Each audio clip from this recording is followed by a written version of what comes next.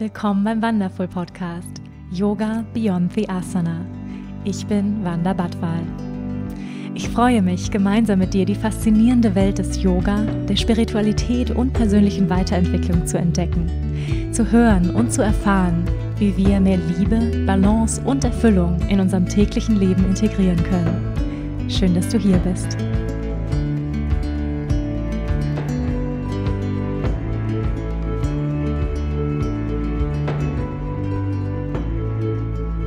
Hi, and welcome to Yoga Beyond the Asana, the Wandaful podcast. I'm so happy that you're here. I'm very excited to have a super interesting and wise man on the show today. His name is Max Strom, or in German, we would say Max Strom. Some of you who are already a little bit longer around in the yoga world might know him, but I would really like to officially introduce Max Strom to each one of you. Max Strom is a global speaker, trainer, and author, known for teaching breathing patterns and personal transformation worldwide. His method is known to help alleviate anxiety, PTSD, and sleep disorder. He has authored 2 books, A Life Worth Breathing, and There's No App to Happiness. Max has presented 3 TEDx events, and recently he presented at the World Government Summit in Dubai and the Inner Peace Conference in Amsterdam. In this podcast, I will speak with Max about the importance of breath and how our emotions and our breath are always connected. We speak about our modern day symptoms of anxiety, panic attacks, and depression, and why it is so important to feel all of our feelings, especially the hard ones. We speak about integrating childhood wounds in order to live a happy and healthy life. I'm really grateful to have met Max, and I'm super happy to present to you now this interview, which felt very from the heart, and I really hope you receive the same warm feeling I got through the conversation with Max. So enjoy listening now. So Max Strom, welcome to the podcast. I'm so happy that you're here. Thank you for taking the time. Thank you for inviting me. It's my honor. So my first question for you, Max, is what moves you right now in your life? What moves me? What moves me? So many things in this life move me. I live out in nature now. I live in a pastoral landscape. I moved here after living in cities for some years, and I'm moved by nature very much. I'm moved by beauty, particularly inner beauty that shines through people's eyes. I am moved by music, certain types of music, of course. We all have different frequencies when it comes to music. And I'm moved when I see people tell the truth, even if it's painful to say it. And I'm moved to see people be courageous enough to take real steps to heal and to let themselves be vulnerable and show their heart to everyone, even if they have tears in their eyes. Very beautiful. Thank you. I was in order to prepare for this podcast, I was reading on your website and watching your podcast or listening to some podcasts, watching your TED Talk. And what really stood out for me on your website is how openly you share your story, your personal story. And I would love to hear a little bit more about it because I was really touched by it. And I felt immediately connected to you by you saying that you always felt you were the odd one in school. I actually felt the same. I think many people can relate, feeling like I stand out, I'm not fitting in. So can you tell us a little bit about how you grew up? Yeah, I always find that question extremely difficult. I'm happy to answer it, but I always find it difficult because I think none of us really see our life the way other people see it, and I don't find things particularly interesting that other people find very interesting, and vice versa. Some things I think are very interesting about my life that others don't understand. So I'm not always sure what to say, but I guess I can begin to say I was a 12-pound baby, which is, I don't know what that is in kilograms, but I'm not sure. The average baby is 6.5 pounds. So I was almost double the size of an average baby. Oh yeah. Wow. As a pregnant lady, you can understand what this would mean if you knew this was coming. And my feet were called club feet. So they were turned inside out almost. They were like this when I was a baby. So I had to spend a lot of my childhood. As a very big child, I had casts on my feet. This term casts, plaster, and braces and surgeries up until 9 years old.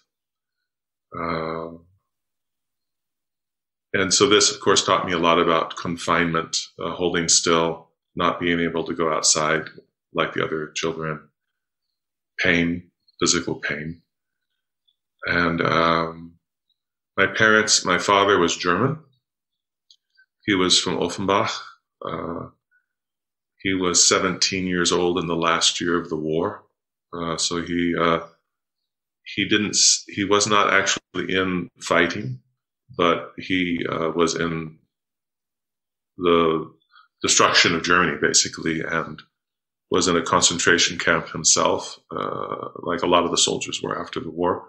So he suffered there, and then the starvation, and he moved to the United States in the early 1950s. He married my mother, who was American.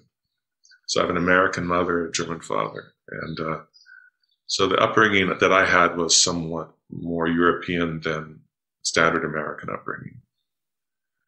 But I'm very different than my parents. And I want to say something personal about them because it ties into my teaching a lot, which is I was brought up in a house where we didn't know how to talk about emotions, where I think I only saw my mother cry twice in my life, for example. And so I learned the same thing, that if I felt pain or shame or fear or anger, that to push it down. And I had no idea how to express it or to talk about uncomfortable things. This is also an important part of my upbringing, which I had to overcome, and I'm still overcoming. And then finally, I would say I grew up to be a very big, strong young man, athletic. I could run with my feet. After all the problems with my feet, I could run quite fast. And I played American-style football in school, and I was very good at it. And people praised me for being very strong and very athletic. But my personality is more a romantic. I'm referring to the romantic movement of the 1800s. Music, poetry, philosophy is what I was interested in. So my personality didn't fit the stereotype of what people saw me as. And at age 15, I started to study comparative psychology, philosophy, poetry, college-level comparative philosophies, and religion. And I just read all the time when I wasn't doing everything else. So I started very early asking, what is life? Why is life? What happens after we die? I started meditating at age 16, Qigong at age 18. I didn't discover Hatha Yoga until 1991, until I was 35 years old. So I started late with Hatha Yoga, but I already had a background in breathing and Qigong and meditation. That's the very short version of my so far little life. Thank you for bringing that together. I know it's really hard to bring this long life, to bring it to the point. I think your story is very encouraging in many ways.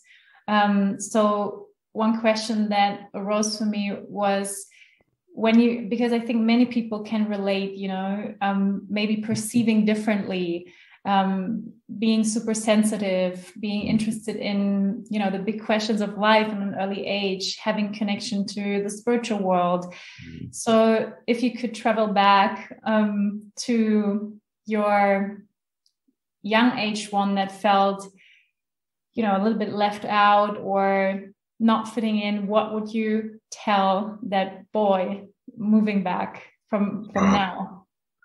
I would tell him so much, Wanda. I would tell him so much. I would have to sit him down and say to trust yourself more. Believe in your direction. Believe in these interests.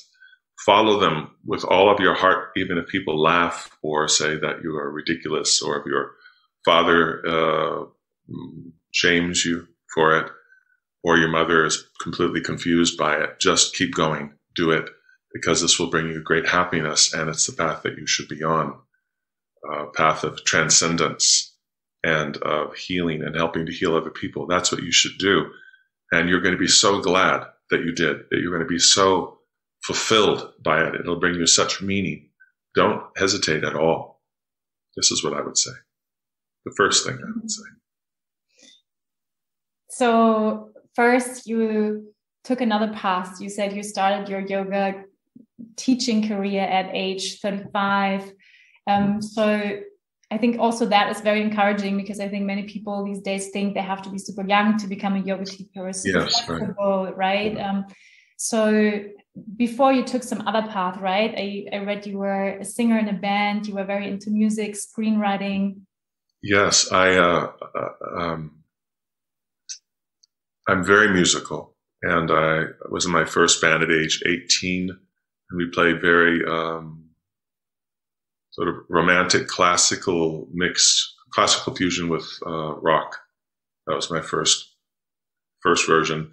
And then later, once we hit the 80s, I was in more of a techno rock genre, and I had 2 records out in the early 80s. And I loved writing, recording, producing, more than performing, because I'm not an extrovert by nature. But we did tour and do all that. I took a year off after working very hard for very many years to write a screenplay.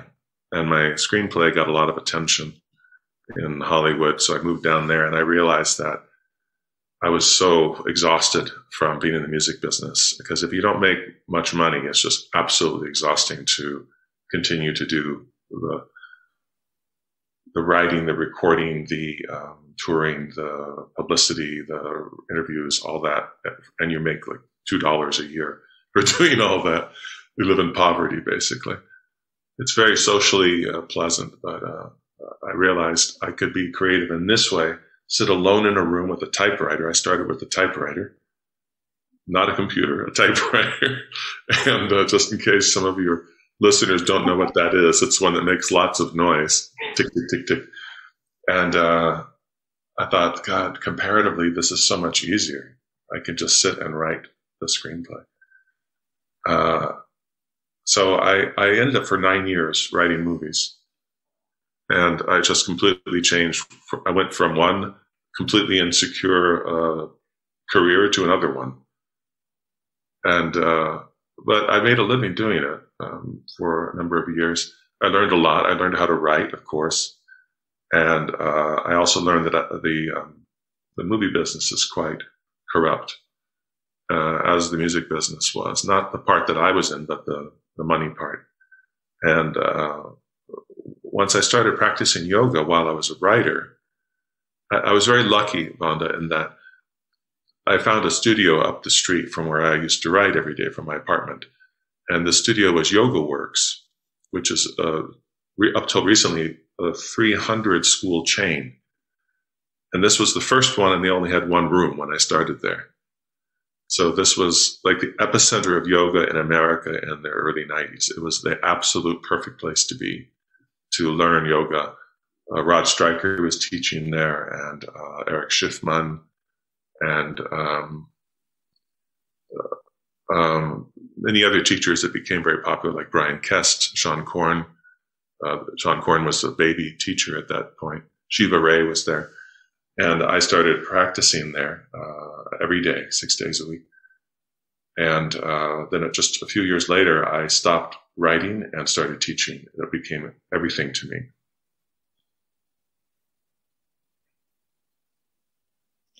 So how would you say all that you've did before is now, feeding into what you do today as a yoga teacher, as a breath facilitator, as a speaker, author? How did the music and the writing is informing all of this? I like your questions. The music is still part of me. I still write music. I wrote and recorded some songs last year because it had been so long since I had recorded songs. And I just wanted to do it out of love, out of joy for me. I didn't even put them on the internet because I don't want to confuse people. I don't want to introduce a whole other side of me because I'm not trying to make my work about me. My work is about my students. It's all for them. And of course, I get meaning from doing that. I don't want it to be about my personality or my life. So, but I have a piano here. I play guitar. I write songs. I love doing that. And if you learn music, you learn about the feeling of emotion and the rhythm of it.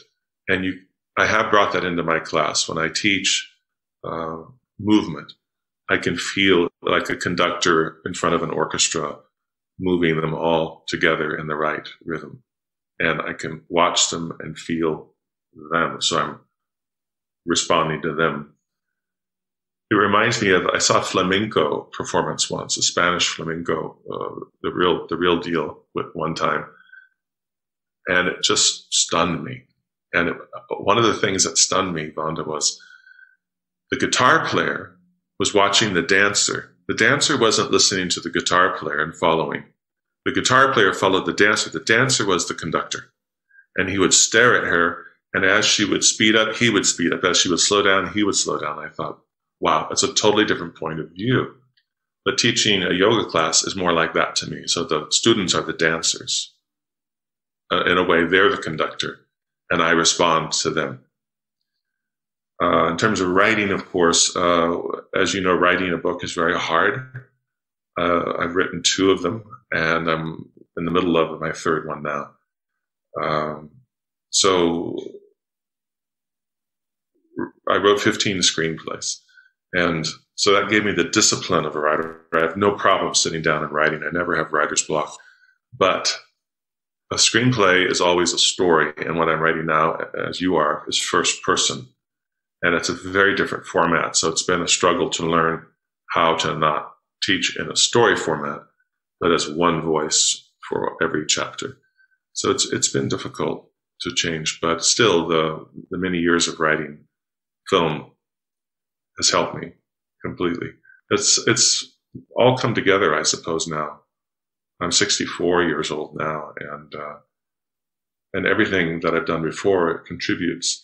Even when I used to work for a bricklayer, a mason, I forget what you call that in German. I used to know the German word for it.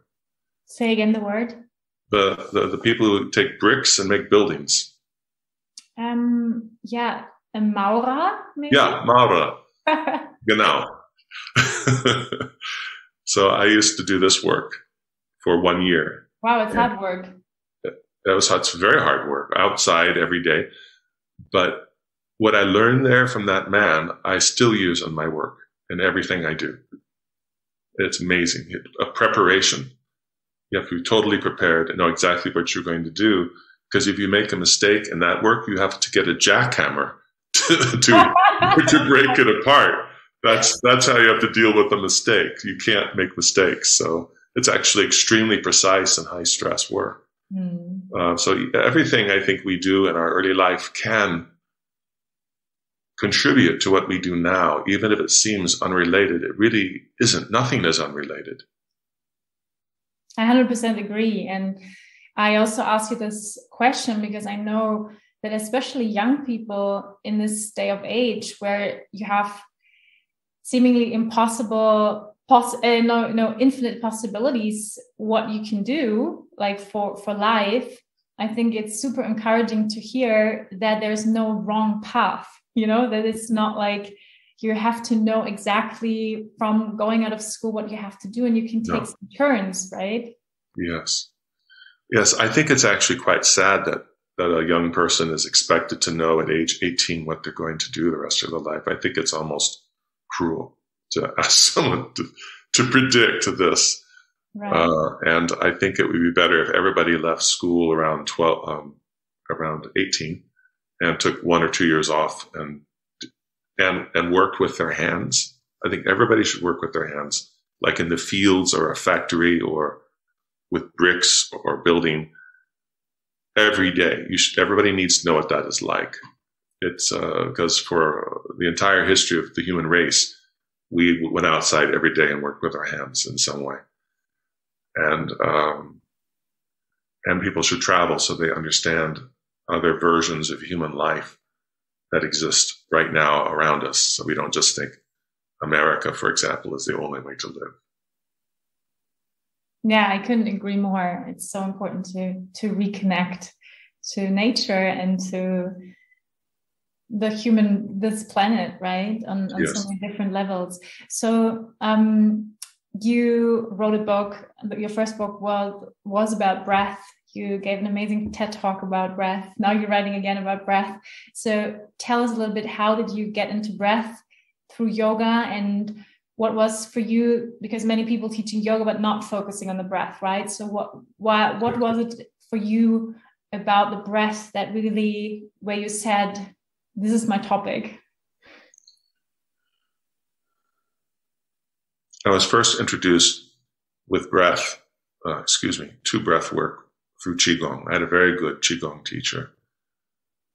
And one of the things that's different about Qigong from yoga is most yoga breath is done seated, except, of course, the ocean breathing or ujjayi breathing done standing postures.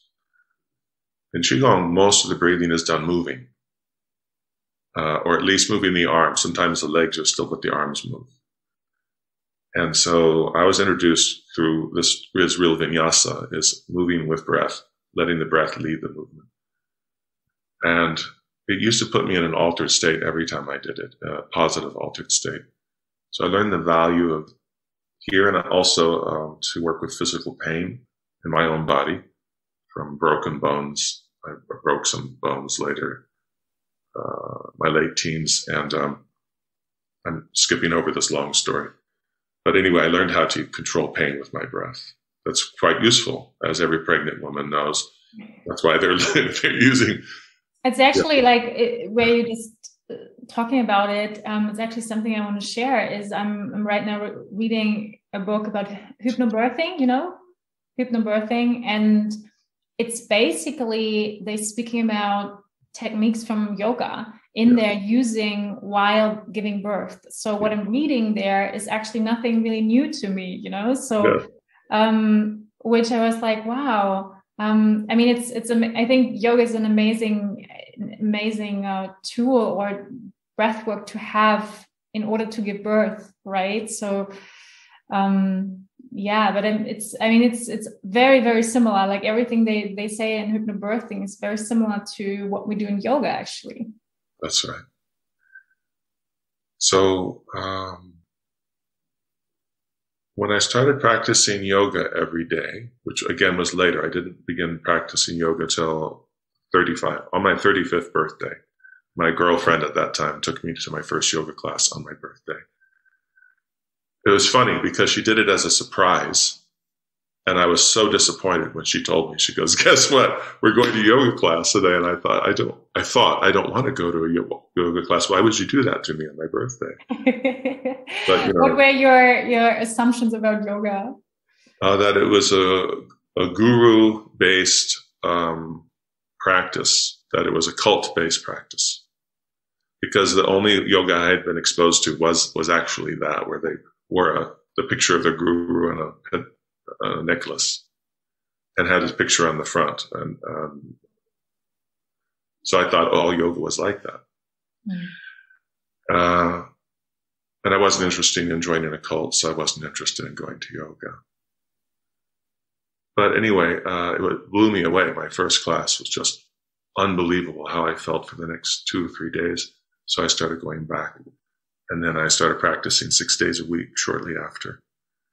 And I felt everything change. And I noticed that at the end of every class, when I was lying in Shavasana, I call it total relaxation, I would have tears coming down the sides of my face every time.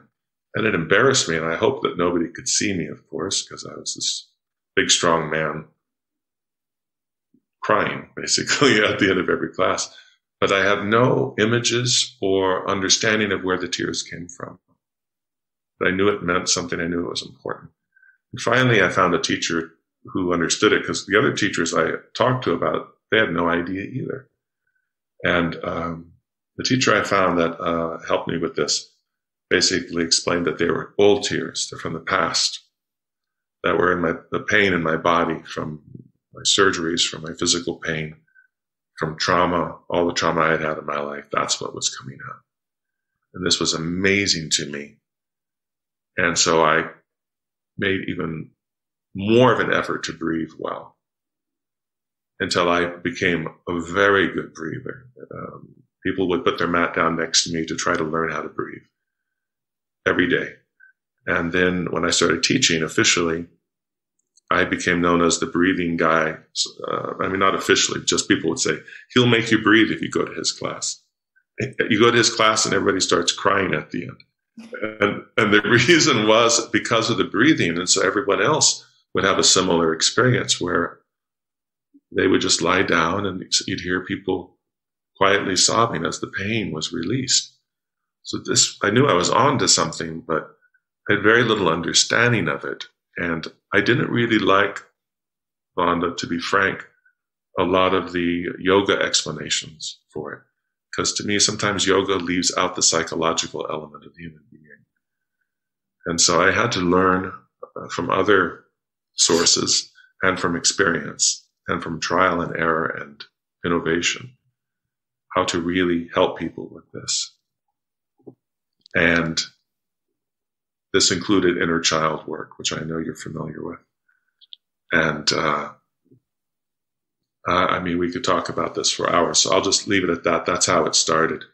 And I'll wait for your other questions. Or I'll just never stop talking about it.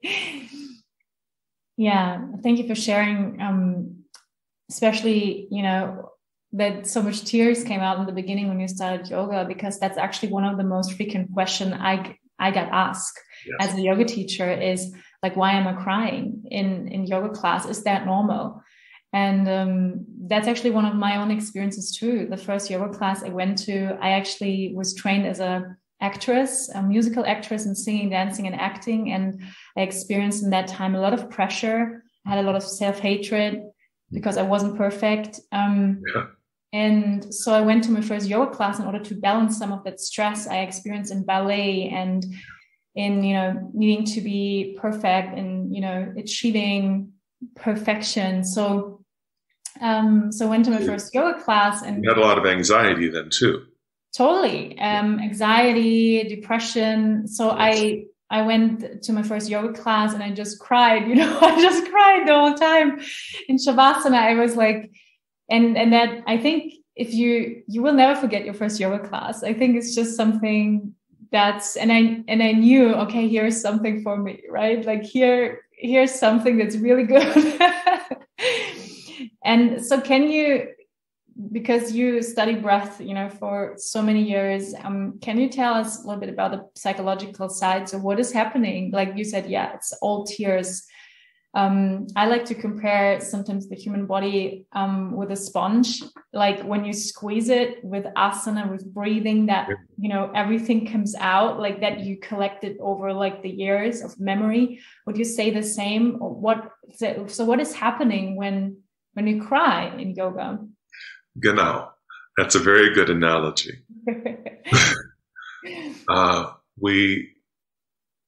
Some believe that the subconscious is in the body. I think this is probably true, that is the location of the subconscious, which is why the body remembers everything.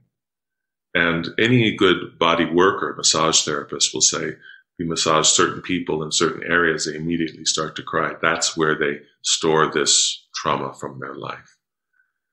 And so, yes, when we move the body through postures, movement, this is extremely helpful. You add breathing practice in with that, it's twice as powerful or 3 times as powerful. This is what some people don't understand.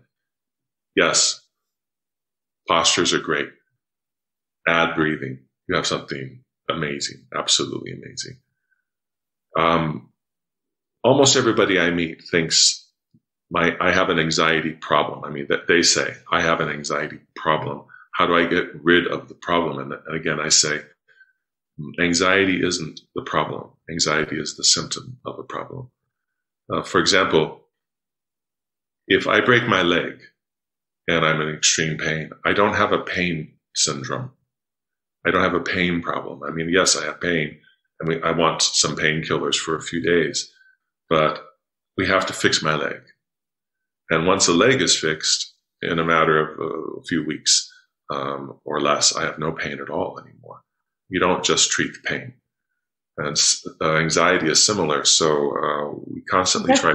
So just for our listeners, the Germans, just for the Germans, anxiety is translated, it's Ängste or it's Angststörung, because I know that's not in the vocabulary. Yes. Yeah.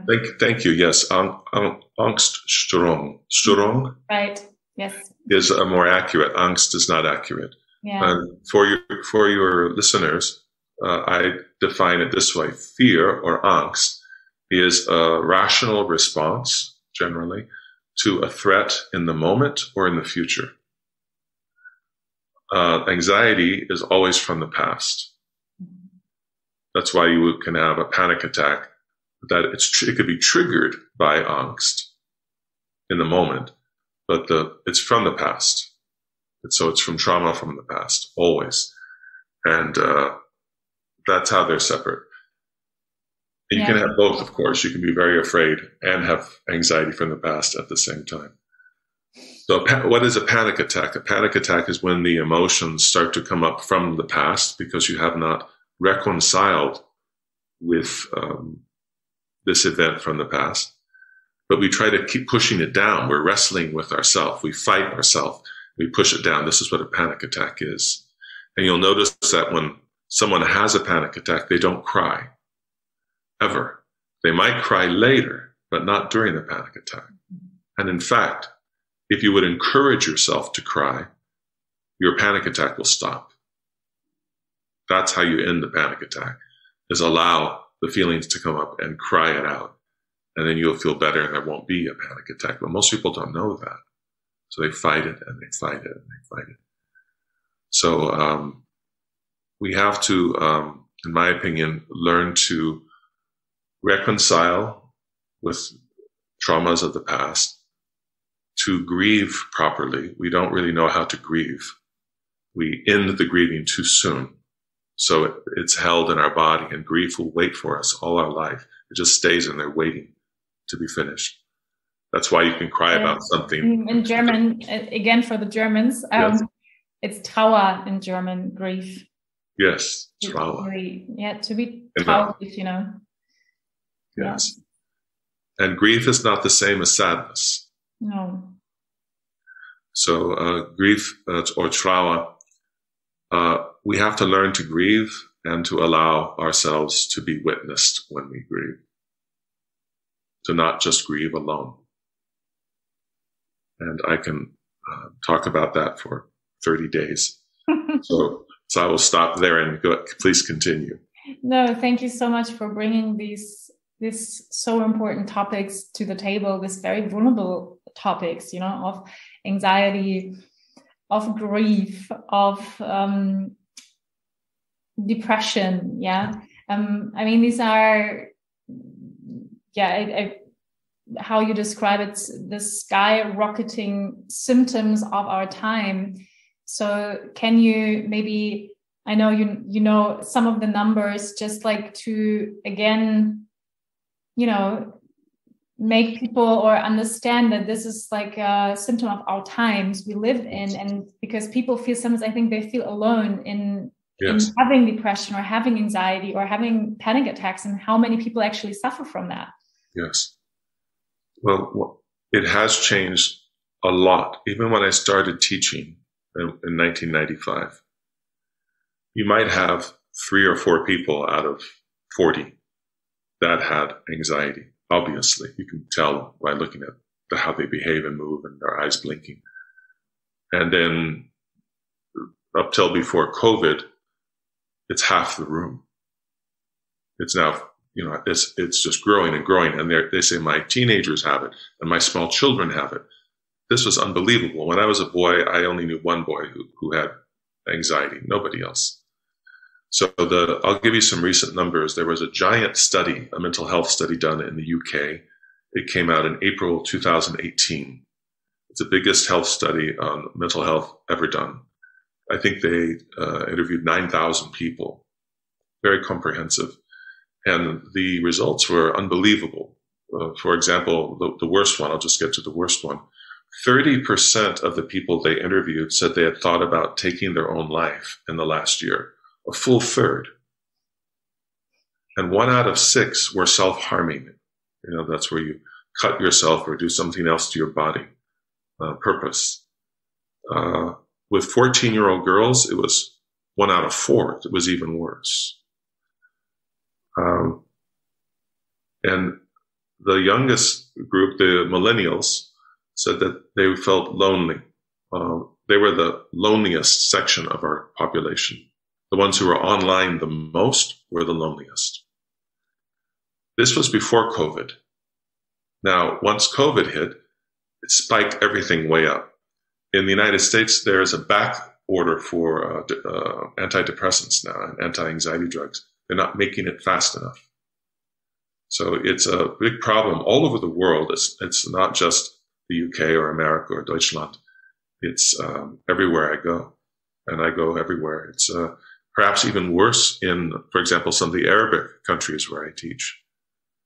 And anxiety is a huge problem because they're cut off from nature there. They don't get enough nature.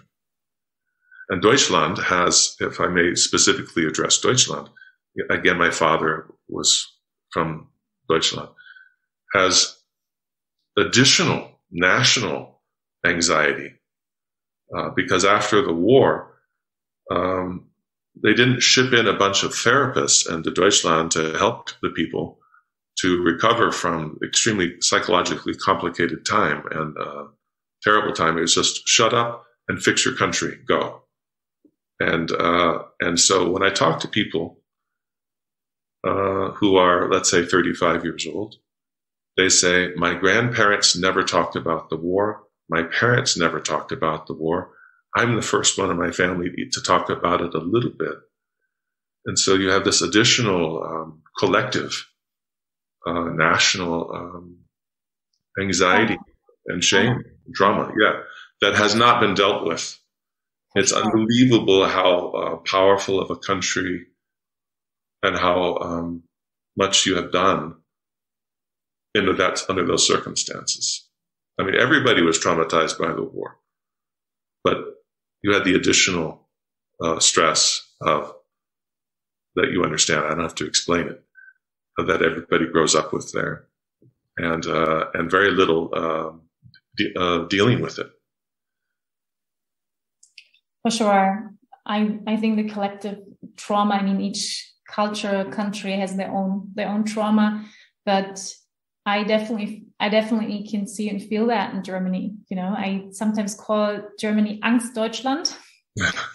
I know people won't like it if I do that, but I can feel there's a feeling of angst and guilt, which is an underlying current. It's not, it's not very on the superficial level, but it's like you're not supposed to be proud to be German. Yes. That's like nothing you should be ever like, I'm German, be proud of, because of our history. And that's, I think that's still kind of stored, and a fear that something similar might happen, or something might happen, like a feeling of threat. And for sure with COVID, it has gone worse.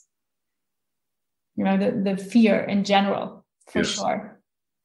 And of feeling threatened in a way. And so let us, of course, COVID is here, and it's still there. We don't know how long still, but we have to deal with it. And so can you tell us the relation between breath and curing even anxiety, depression, sleeping disorders, all the symptoms we have in our modern times?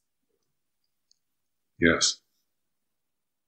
I want to say one more thing about Germany first. Yes, please.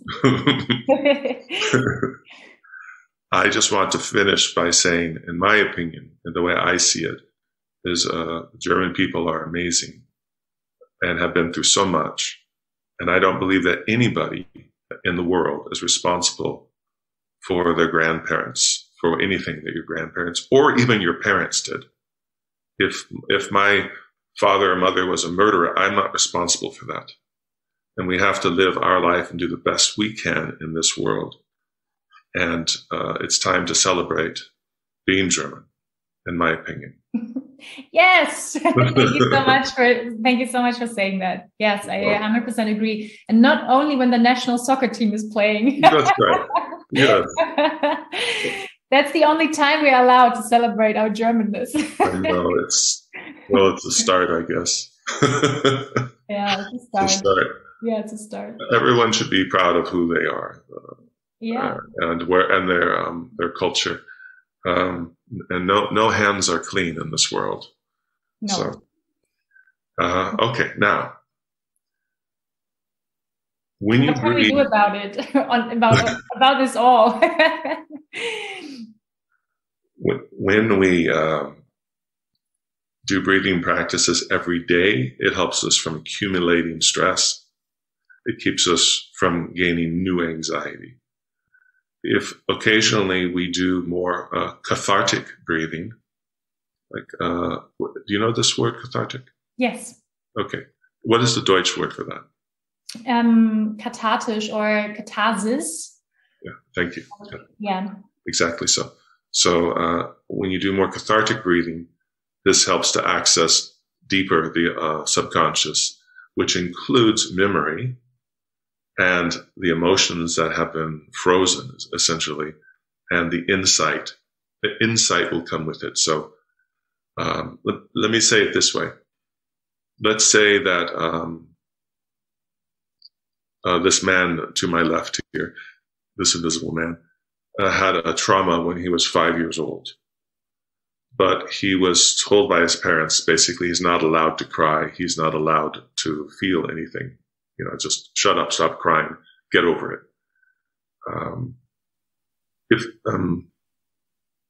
Let me start this over again because I can actually use a true story. So I know a man, he's about my age, and after hearing me lecture, he came up to me and he said, "Max, you've known me a long time, but I've never told you that I used to have a sister. And when I was 8 years old and she was 12, I loved her more than anyone in the world. And she died. And after the funeral, my parents said, we will never speak of this again." That's how he was taught to grieve. You can grieve for 1 or 2 days, and then you never even speak of it again, like she never existed. And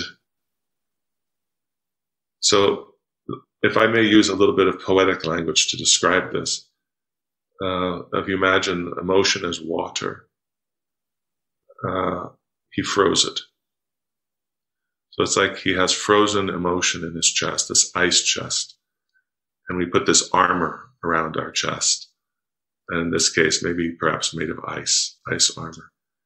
Now, if I teach him how to breathe every day, that ice is going to start to melt. And the water will start to seep out of his eyes when he's lying in Shavasana at the end of his class.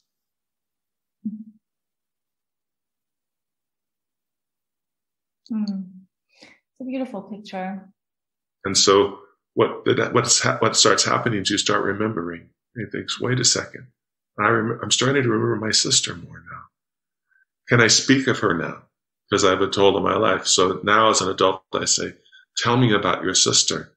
I'm going to sit here with you and I'm going to witness you cry and tell me about your sister, which you weren't allowed to do when you were 8. And when he doesn't go back to the way he used to be. There's a change in him that's permanent.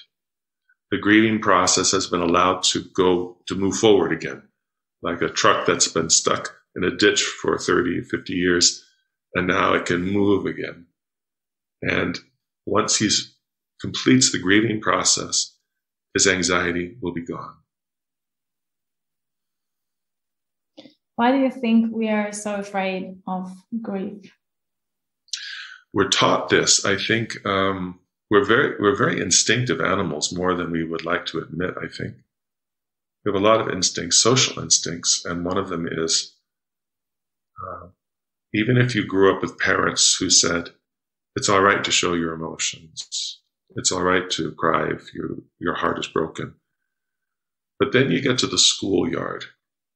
You're 7 years old, 8 years old, and you find out, no, I can't cry here. If I cry here in front of them, they make fun of me. They shame me. They shun me.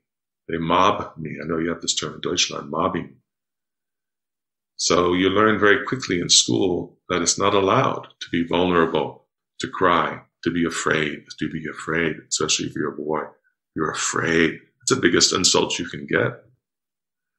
And so that's where you're taught. And then when you reach puberty, you start to disconnect from your parents. You start to connect to your little tribe, and their approval is everything. And you're terrified that you can be pushed out of this group at any moment. So we learn to suppress what is allowed, what is not allowed. To be cool, you have to be cool or you're out. And don't be afraid, and don't be a baby. It's like we're still preparing for war all the time. I'm not saying that everybody should walk around crying all the time. People ask me this, are you just saying I should just cry if I'm at work? I said, no, sometimes you have to suppress your emotions, no question. In an emergency, for example, suppress your emotions. But when the emergency is over, have your emotions. If you talk to soldiers who've been in battle, they will tell you privately that after the gunfight, they will cry. They don't talk about it so much, but they allow each other to cry. And then they button it back up again and proceed. But you have to grieve. The first thing we did, you're going to be a mama soon. The first thing your baby's going to do is it's going to inhale, and then it's going to start crying. That's the first thing that a baby does. So this means it's genetically encoded behavior. When we're frightened or we want someone to come to us to help us, we cry involuntarily. And yet we're taught as an adult, don't cry. If you think you're going to cry, go into your living room and be alone and cry there. Don't let anybody see you. Don't be a burden on anybody. This is so dangerous. This is so crippling to us emotionally. Because the beautiful thing about sharing our tears with each other is that it builds strong bridges of friendship. We become closer. We start to trust each other totally. It's like I remember when this happened, she came. In 1 hour, she was there by my side. I can trust her 100%. I know who I can trust now after this crisis. Crisis reveals everyone around you. And so it should be bringing us together. And this is the most unfortunate thing about COVID, is that we're told to stay apart during this crisis. And we're told to cover half of our face so we can't even see the expression of the mouth of the other person that is trying to talk to us. So it's double tragedy with this crisis. Yeah, thank you for speaking about this. And I think it's so important that we understand the relation between suppressing our emotions that are so-called, negative emotions, as we label them in our dual world of good and bad, and we are not aware of what long-term disease can happen from really suppressing grief, anger, and all these negative emotions, and how they come out another way, right, in form of disease or anxiety or depression, and really understand this connection between our mental health and the physical health. And I think it's still not yet really understood how important it's actually for our overall health. Genau. I recently spoke at the Inner Peace Conference here in Amsterdam. It's this beautiful event that happens each year, before COVID. And so I was speaking in this beautiful church in Amsterdam, this medieval church. There were about 400 people there, and I was talking about this subject. I wanted to share this with you. I said, well, first we have to define CPR. What do you call CPR in Deutsch? CPR? Heart, the heart massage if someone has a heart attack and the heart stops. Missing it right now. I know there's a term, but I don't remember it right now. Okay, so for your audience, CPR is what you learn to do if someone's heart stops. And you get down on your knees and you massage their heart to make the blood move until the ambulance gets there. So we call this CPR in America. Okay, so I asked this group in Amsterdam, I said, please raise your hand if at some time in your life you learned CPR. 75% of the hands go up. So very good. Hands down now. Next question. Raise your hand if when you were a child or a young adult, you were taught how to deal with your own grief or the grief of others. One hand of 400 went up. So what this means to me is if someone's heart stops, we know what to do. If someone's heart breaks, we have no idea. We're totally ignorant. It's just really a matter of education. We've been offered no education on how to deal with crisis. Yet life is full of crises. We will have others, but we don't know what to do with them. And breathing could be a start. Breathing is one of the important pieces. It's not the only piece, as I like to say, but it's a tremendous good start, first of all, to start to deal with your own past, with whether it's national trauma, family trauma, racial trauma, and especially your personal trauma that you've had in this life. So that if you reconcile with your past, you'll notice your smile gets bigger. People will notice you seem happier. You're less reactive to life. You're a better partner. You're a better parent. You're a better associate at work.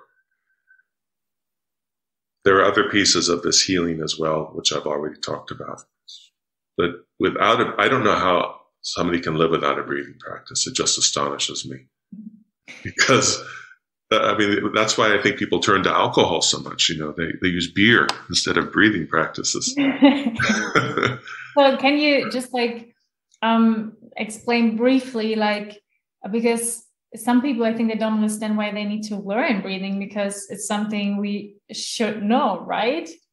Yeah, I know. I get asked, you and I both get asked the same questions about this all the time.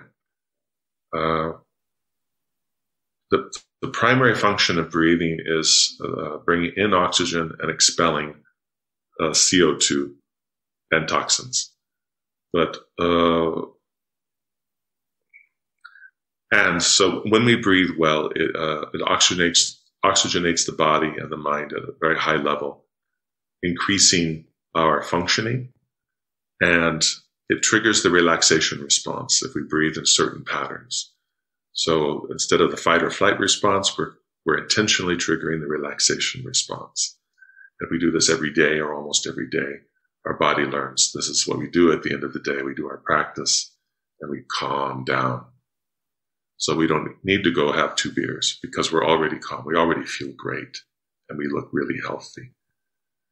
But also, as I mentioned, the baby cries. That's the first thing they do.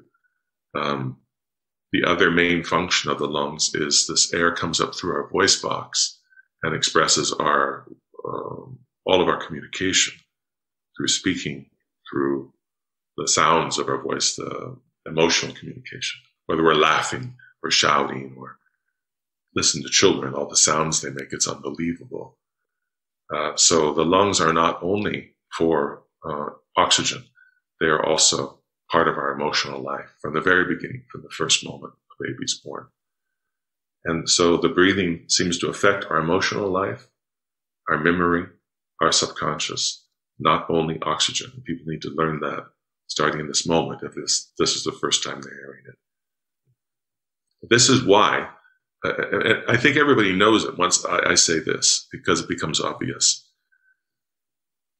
A panic attack, notice how people breathe. It's a breathing event. They start, breathing very shallow and very quickly. You know, that person's having a panic attack over there by how they're breathing.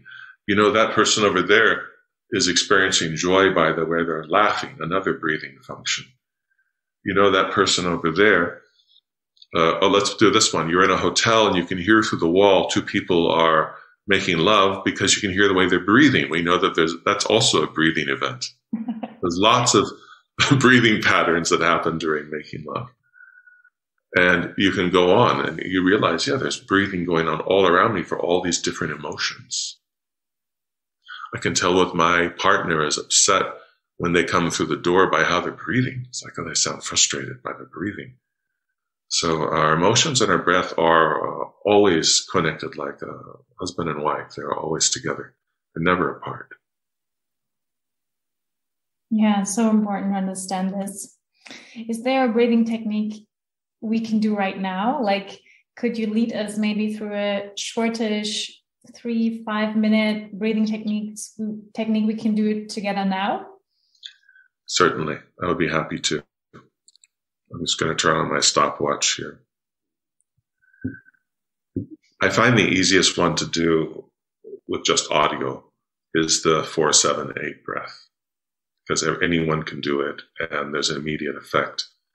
The 4-7-8 breath is an old yogic breath that has different names, and it helps you to fall asleep. And since so many people who are listening to this have trouble falling asleep, this is a gift to you. You do this while you're in bed, in the dark, ready to sleep. I have a question for you, Yes. Because I also teach pranayama, right? So holding the breath for 7 is quite long. So I got taught this is energizing. So can you say a little bit about this, the counts? So this is what I tell my students in my teacher training. I say, if you have a breath that involves a metric, counting, don't change the numbers, just change the speed. So if it's too long, speed it up.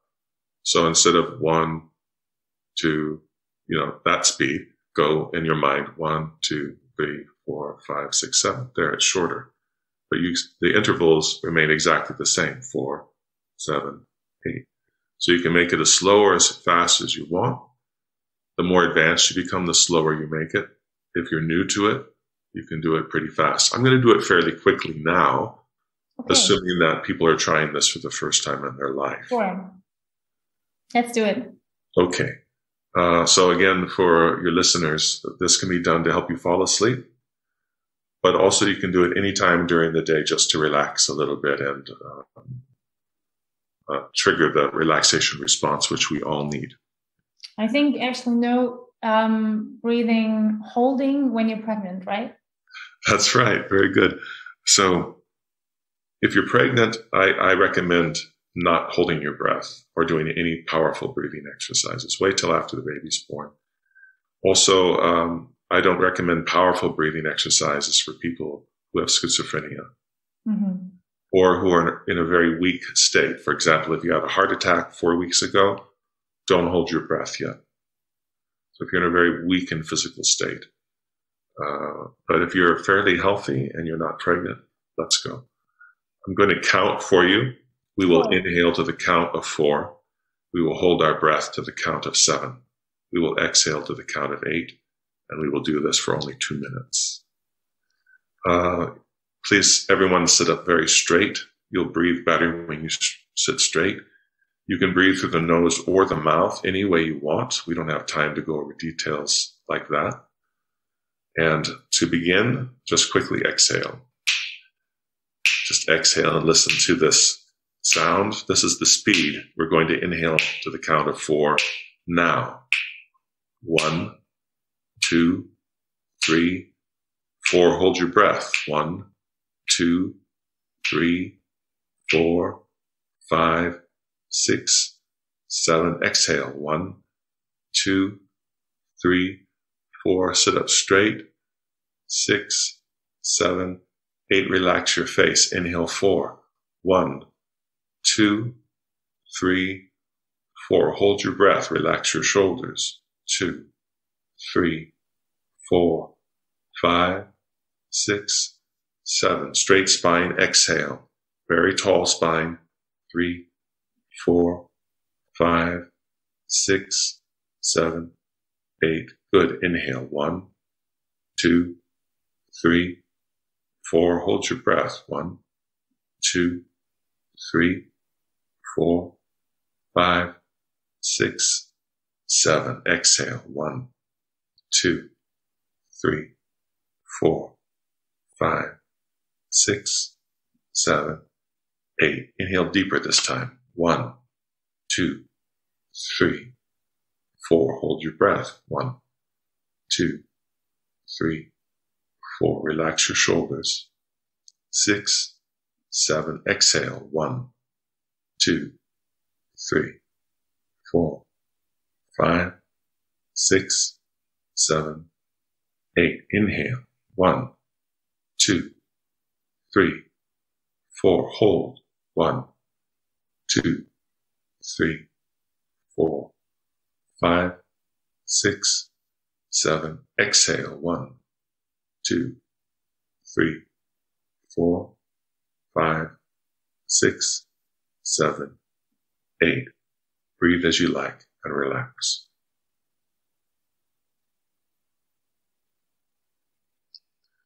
Notice how you feel physically and emotionally. You may just feel more relaxed and a little lightheaded. You may feel some emotions come up that you've been holding down for a long time.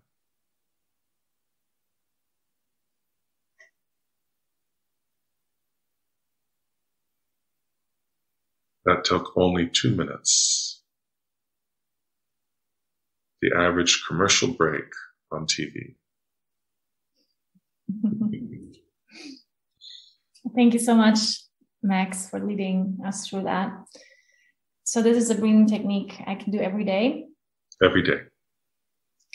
Perfect. Super simple, easy. And can you tell us a few of the benefits people will experience if they do that, let's say 5-10 minutes a day? I don't think that, I wouldn't recommend that one 5 or 10 minutes. I think 2 or 3 minutes is enough. Okay. Is enough. So let's say you work in an office, do it twice a day during your break, perhaps, or pretend to be looking at something on your screen and just do it there. And for 2 minutes, and you'll feel much better. You'll start to relax, so you're not so tense at the end of the day. Then also do it in bed to help you fall asleep at night. There you might do it longer than 2 minutes. It might take you 3 minutes, maybe 4 minutes. But that's enough.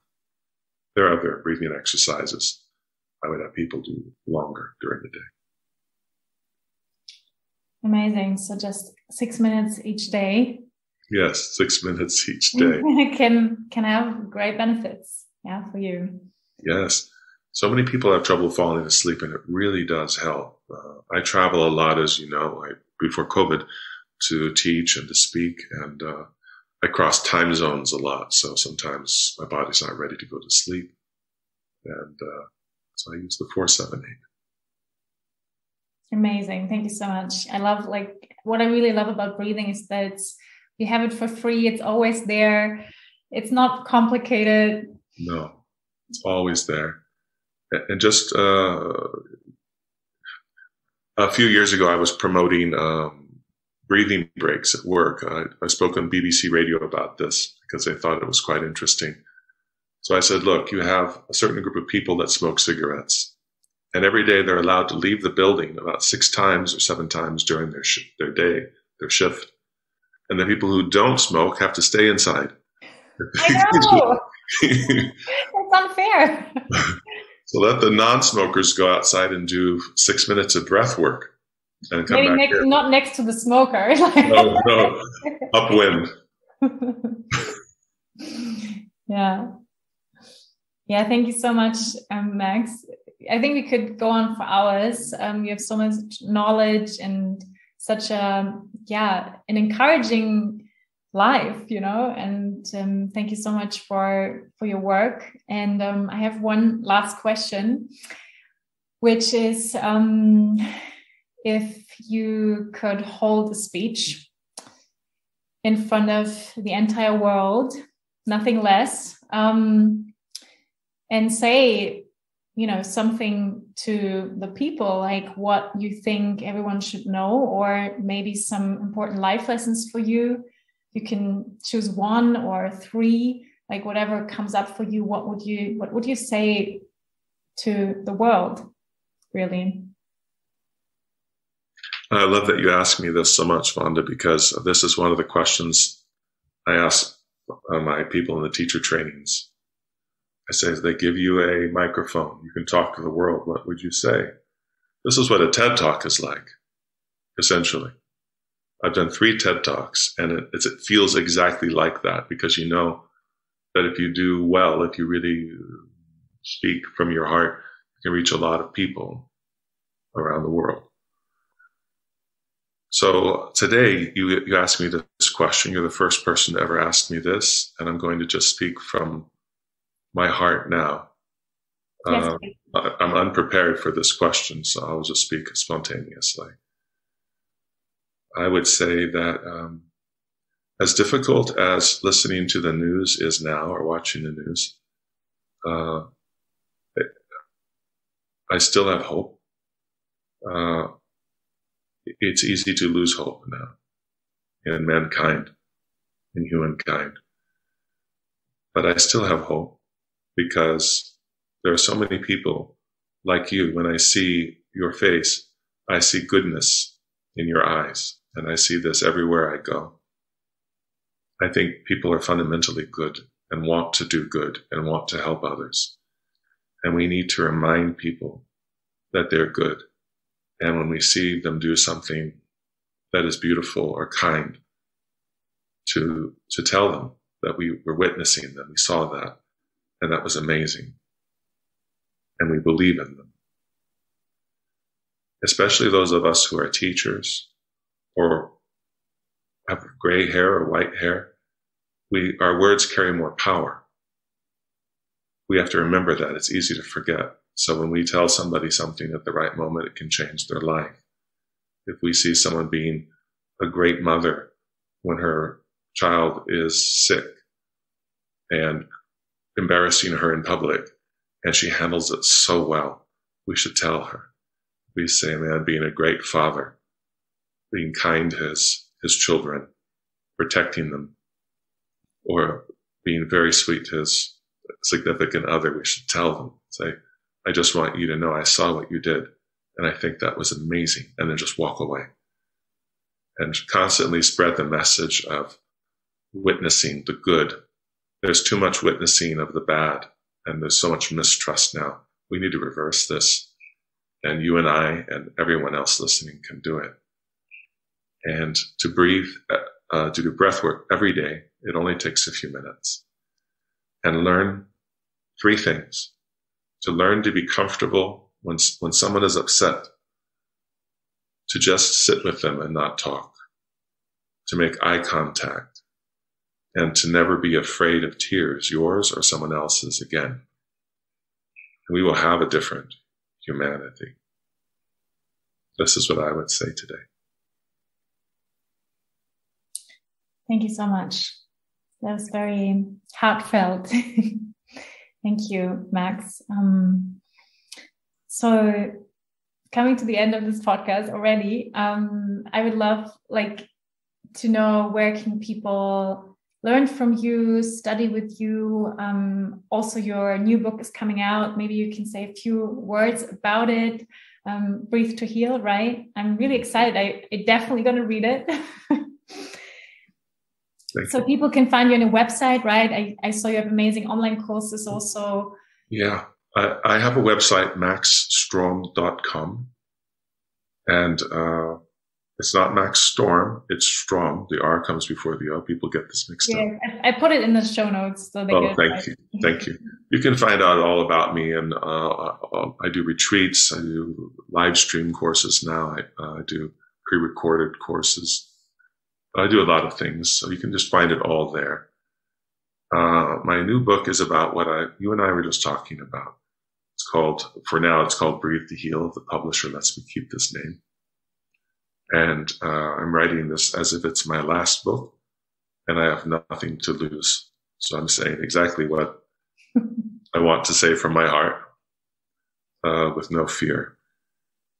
And it's very difficult. I hope to have it out by the end of the year as my testament and witness statement in this world.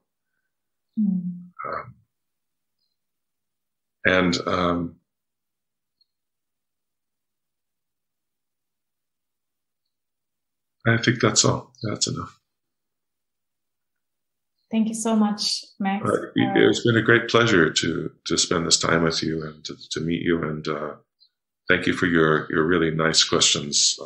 That's not always the case. That I don't always experience good questions. Yeah, thank you so much. I'm really giving my best as a host here, and it's a great pleasure. And I feel super grateful to be able to meet people like you through this platform, really, and to learn, to get inspired, to be moved. I'm really moved from our talk, I have to say, and really touched. And thank you so much for the work, your passion you bring to this world, and making this world a better place with your work, really. And thank you so much for that. You're most welcome. It's my honor. As I said, I truly mean that. And thank you for creating this podcast. It's not a small thing. It's very vulnerable for you to do this time after time. I don't think people realize that. I can tell you. Thank you for saying that. Honestly, the interviews for me are the easy part. The sitting there in front of the microphone each time, and this podcast is now nearly 2 years old, scares the shit out of me. Every time I sit there and I go damn, I'm going to share something really personal right now. This is super vulnerable. And, sometimes I get feedback that is not always nice. People don't appreciate necessarily that you're vulnerable, No. And I have to deal with negative feedback too. And that's sometimes really hard. It's so hard. I was saying for this, I say, the internet has given us the ability to connect with people all over the world and be rude to them. Right. That's the dark side of the internet. Yeah. And, but I'm super grateful. I can, I'm that coming into your voice, which this podcast is also for me about, showing up and giving a platform to others, speaking myself. So that's vulnerable. It's just what it is. And I think you just have to go into the arena and just deal with also what the negative sides. It's just part of what it is. That's right. Yeah. And only listen, only take criticism from people who care about you and want you to do well.